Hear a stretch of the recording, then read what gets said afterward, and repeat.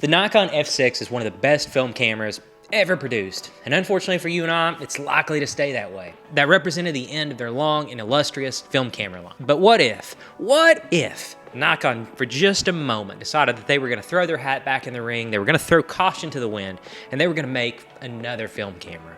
What would that look like? And let's be perfectly clear here, there isn't even a scintilla of evidence that Nikon is going to do anything remotely close to this, but that's not going to stop me from making this video. Because, I mean, what else am I going to do? Play more Starfield? Don't tempt me with a good time. So I think first, as we get going in this video, we need to define what the F7 would be.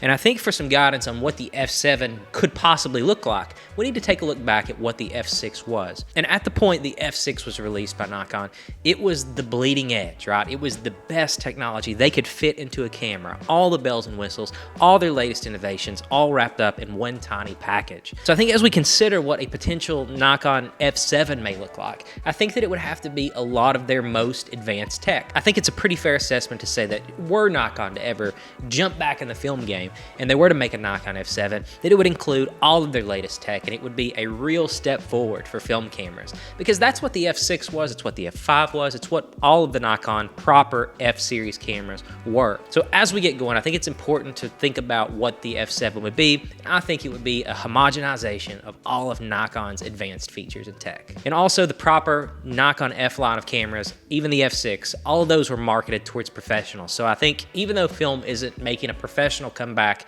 it would need to have advanced professional features. So how would they make an F7? I think as you look at the Nikon F6, I think it could give you some guidance on how they might proceed with the development of an F7. I think when you look at the Nikon D1, right, their very first professional digital camera, it was basically just a Nikon F5 with digital guts, right? Instead of leaving a hole in the back for film, they plugged the hole and put a digital sensor inside. But I think Nikon, as they got to the development of the F6, things flipped, because the Nikon F6 ultimately was a D2X with a hole cut in the back for film.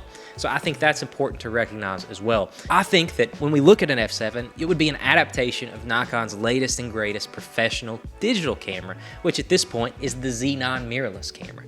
So let's take a look at what the Z9 looks like, because that, I believe, may be a good starting point. When looking at the Nikon Z9, you can see that this camera is an orgy of technical specifications that have absolutely no cause to be in this video, right? We're not going to look at them very closely, except where relevant. But I think when looking at the Z9, there are a few things that you could expect to be on a modern film camera. And I've put my thinking cap on for a few innovations that I think would just be really, really cool to see. I think that Nikon would stick with their latest mirrorless design. I think that would be a really weird, kind of wild innovation to have a film camera that was actually a mirrorless camera. There's actually no reason we would have to revert to an SLR design. As we continue with the video, I'll talk a little bit more about how that could work and some innovative ways that I think that they could make that really cool. But I think Nikon could keep the mirrorless design. Second, I think that they would also want to keep compatibility with their S-series lenses.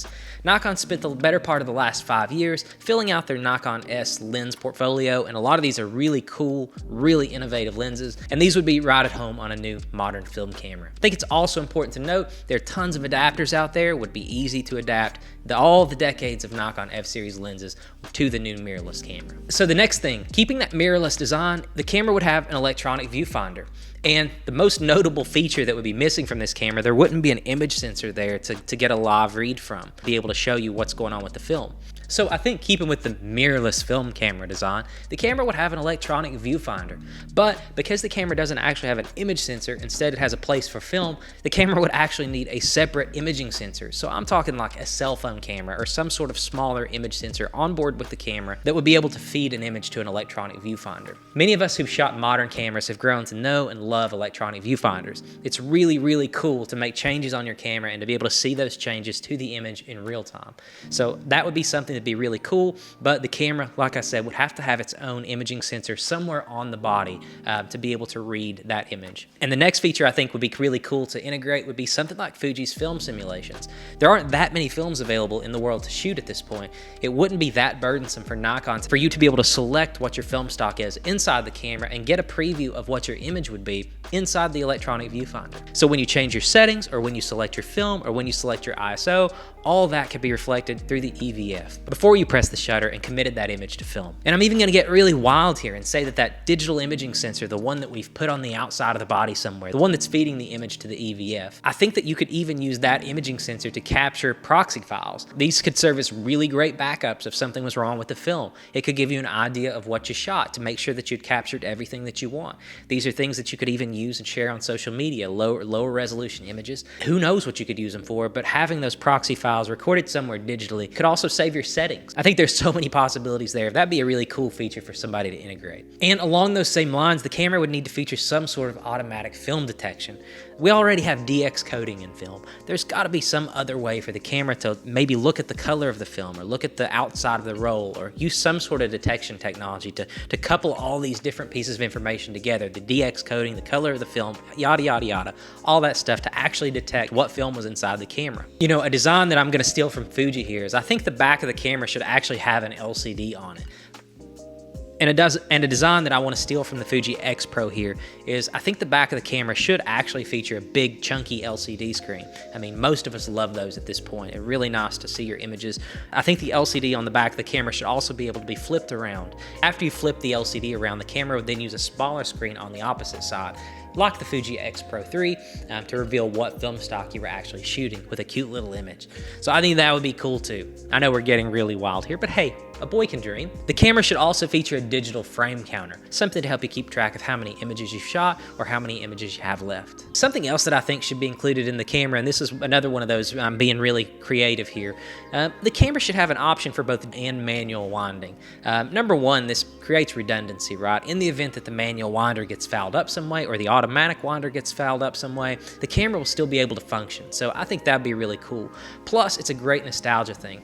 I, for one, love shooting my Nikon FM2 and being able to rack the shutter back. Maybe there's something that's lost with my Nikon F100 when it just rolls the film onto the next frame automatically. But it gives you both options and it builds in redundancy.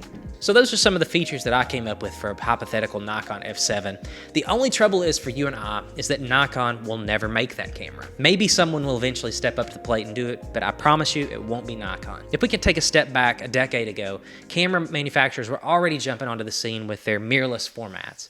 Sony was quick to throw the first punch. Canon had interesting options available, on and on and on. Everyone will recall Nikon took a wait and see approach as it came to mirrorless, and I think that ultimately bit them in the butt. Currently shooting this video on a Sony camera. I came to photography as a Nikon photographer. My very first camera was a Nikon, my second camera was a Nikon, third, and so on. Eventually, after the D800, it just appeared that Nikon wasn't going to make a mirrorless camera, and I jumped on board with Sony. I needed the video functionality, and I really envied that compact size. Then you also take a look at how long they clung to the F-mount. They kept the Nikon F-mount around long past its expiration date. I think folks have made it very clear over the years that the Nikon F-mount had some constraints. There were some real limitations with that mount in terms of lens design, and it really held Nikon back for a long time.